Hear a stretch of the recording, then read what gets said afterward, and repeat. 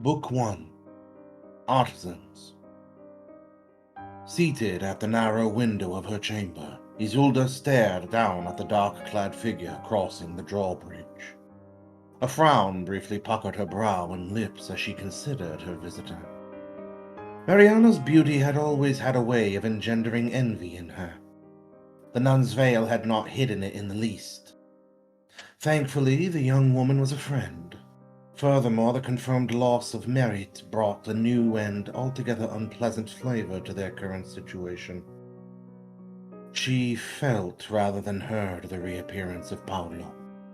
"You heard it all, then?" she said. "Indeed.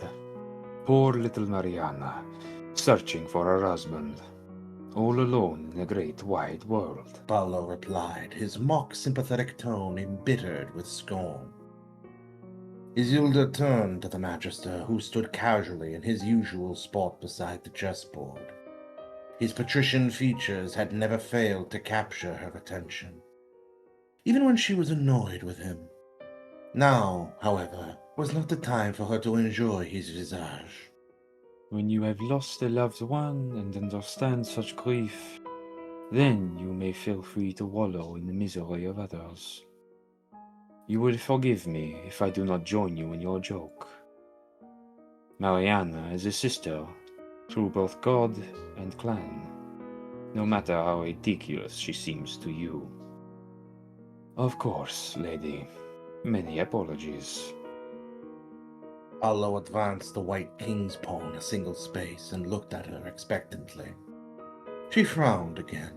The insincerity of his apology would need addressing, but later, and sat down across the board from where the Magister stood.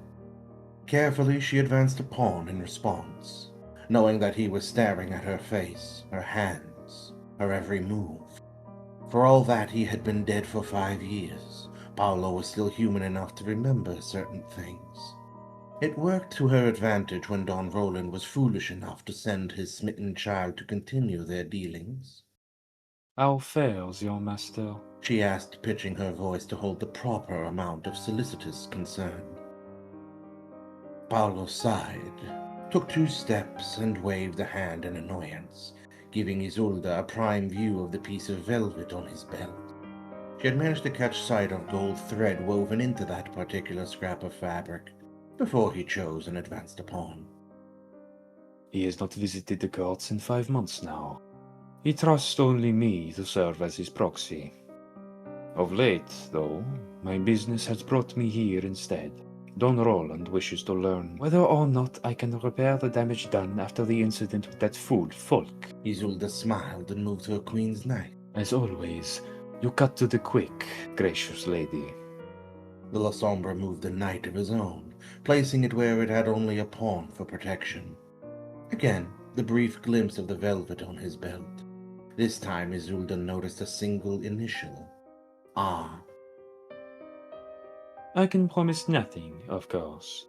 I am fortunate enough to have some sway with Severus, as a fellow artisan. But if he chooses not to continue his relations with your master, that is his business. Don Roland is most concerned that the matter be brought to some conclusion. After all, such an incident only serves to fray relations between our clans." Isolde smiled lightly, her lips still as red as when she had first come across the border between life and death, were holding his attention more firmly than was the board. "True, but your presence at our court of love has assisted matters greatly. I do hope you are finding entertainment enough to suit you." Paolo permitted himself a chuckle. "If you mean watching that fool Joffrey abase himself before Eileen, then yes, I have enjoyed myself immensely. Why ever do you allow him to hang about the place?" "He has the makings of one of love's knights, as soon as he learns proper humility. I think a few weeks of fetch and carry will have a most satisfactory effect on our proud little fop. He must learn that this is not some emperor's garden of earthly delights." She advanced her knight again, and moved her hand back, brushing his as if by accident. Though her fingers had been chilled for years, her touch was still thrilling, at least if Paolo's reaction was any indicator.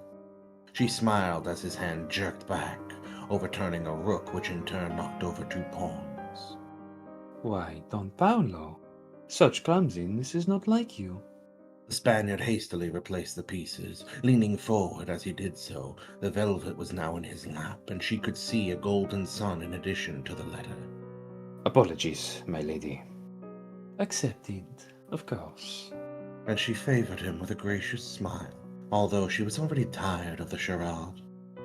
After another half-hour of idle chit-chat and pointless moves, Isolde dismissed Paolo, claiming she had letters to write before the sun rose. Paolo did not argue. A good sign. He was learning that a well-bred knight of love did not press the issue when a lady made a request, and excused himself with a deep bow. Isolde studied the board for the next few minutes, considering what had been left behind. A number of pawns had been advanced, none very far. The white queen had been left undefended, a black knight had been placed too far forward, a white rook stood threatened, and a black bishop had been advanced a few ranks. Interesting signs indeed. When suitable time for contemplation had passed, she stretched out her thoughts, seeking for the young mind she knew almost as well as her own. A few minutes later, Rosamond knocked quietly at the door, entered without waiting for an answer, and closed it behind her without a whisper. For a moment Isolde was lost in admiration of her handiwork. It was so remarkable how the fiery thatch of hair and grey-green eyes had with little care grown into one of the court's prettiest roses. But there was work at hand, and she considered her protégé gravely as the girl stood before her. We shall speak French, for you need to practice it more, said Isolde, knowing that she had spoken. Speak as we always do, for privacy. Rosamond replied meekly, although her true intent was not quite so demure. Of course, my lady. I understand you perfectly. How go your lessons? I saw he were your favor. Very well. Thank you, my lady. Just as you requested. I have heard many good things from your tutor. I am most pleased, child. Does he suspect anything? Does all proceed? I hope I am always so worthy of your praise. He suspects nothing. Have you been to Mass recently? I would not have you neglect your catechism. Continue for the next 2 weeks. We are not yet done with him. Yes, my lady, and no, my lady. What now? Good. Just the same, speak a little with Sister Avis. It will do you no harm to spend more time in her company. The court will not suffer overmuch for your absence in pursuit of virtue. A good lady does not neglect herself spiritually while she pursues the material. See what his feelings are regarding both Mariana and his ridiculous sire. I believe there is work yet to be done. Continue to instruct him. He shall be of more to us than them when we are finished. Of course, my lady. And what of Severus? You do me great credit, Rosamond. It pleases me to see how far you've come. Leave him to me. I am pleased to please you, lady, as you wish. Isolde smiled, genuinely this time. Rosamond had the making of the next Queen of Love, with a little more time to temper that last gawkiness into womanly grace. Isolde would have to consider her a serious rival. Good. You may go, and I shall see you tomorrow at the court. Do not forget what I've said. Rosamond curtsied. Of course not. Good night, madame. And she departed as quietly as she had entered.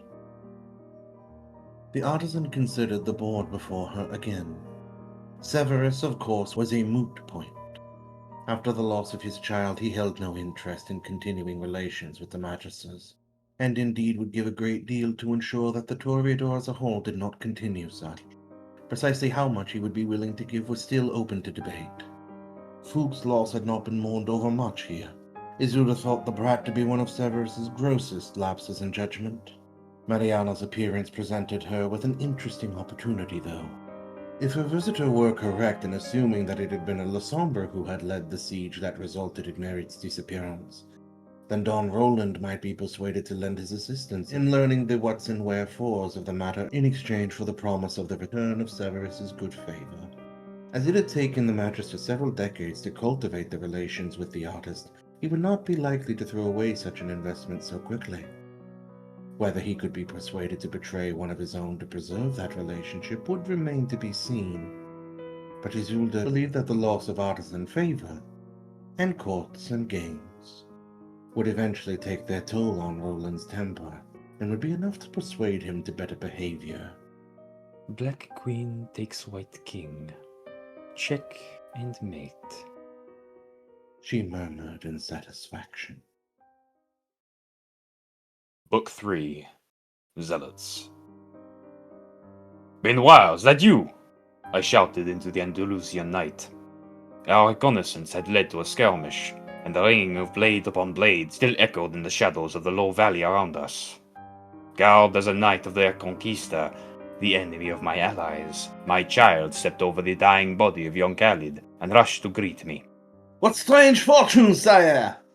It is 10 years at least since I departed Troyes. His laughing face was, of course, unchanged upon its surface. But the fire of war burned in his eyes, as ominous as the blood that stained his surcoat. I welcomed his embrace as much as I had when we had last parted ways, but I sensed his unease. 10 years exactly, Benoit. Time enough for you to learn the right to call me by my name, certainly. But what of this uniform you wear? Please, tell me you have not cast your lot with the Reconquista. I snorted in obvious disbelief. I have, Michel.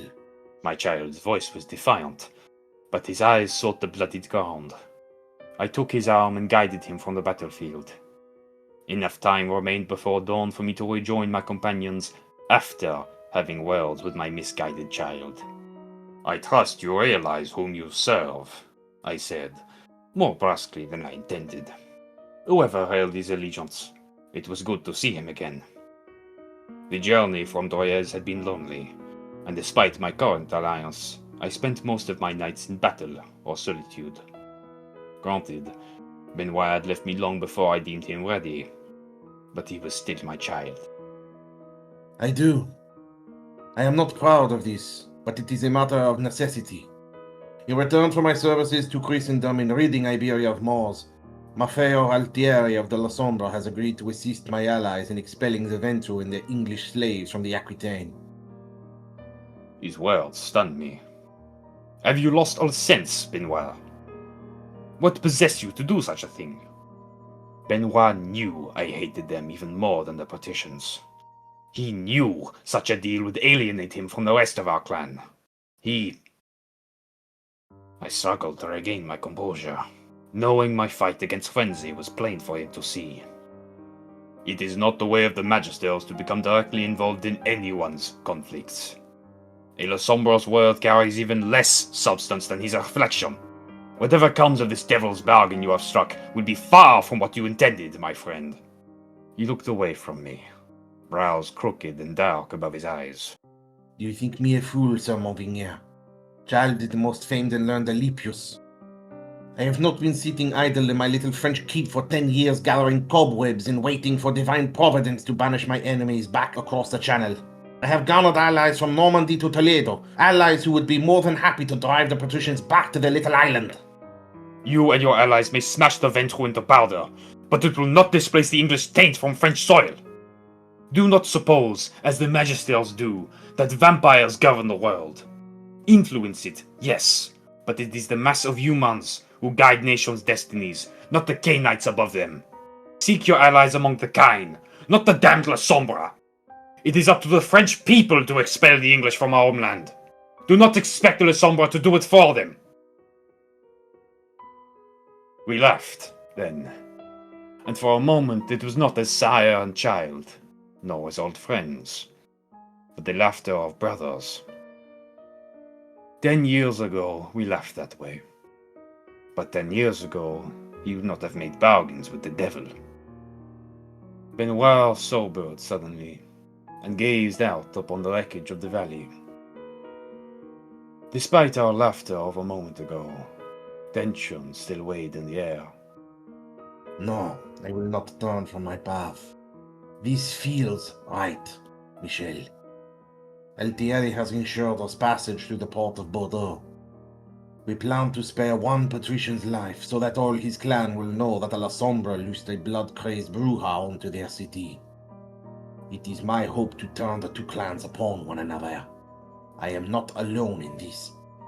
You play their game, I warned. A game in which you know nothing of the true stakes. Join me instead. Surely this mad pact you have made cannot be so momentous as to pit you against your scion clan. I promise you, whatever bargain you have contrived, the Sombra will twist to their own ends. You know full well magisters occupy both sides of the Reconquista. Perhaps one pulls your strings, yes? And how long until one of your Saracens' allies sinks his teeth into your neck? Better to serve Christendom in the war against the Ventru than Azamites and Moors. There are better ways. Our brethren in Portugal are already putting their plans into effect. Bah! You plan, you debate, you bide your time with pretty speeches and tales of how marvelous the world shall be when we have won the final battle, but you do nothing. No more, Michel. I have allies, I have brothers of our clan behind me, and I am prepared to overcome anyone who would stop me. He who is not with me is against me. 1,000 replies hung upon my lips, unspoken, as I watched him stride into the darkness. Farewell, Michel. He called back to me. If there are any men among the elders of Lisbon, tell them I await their visit.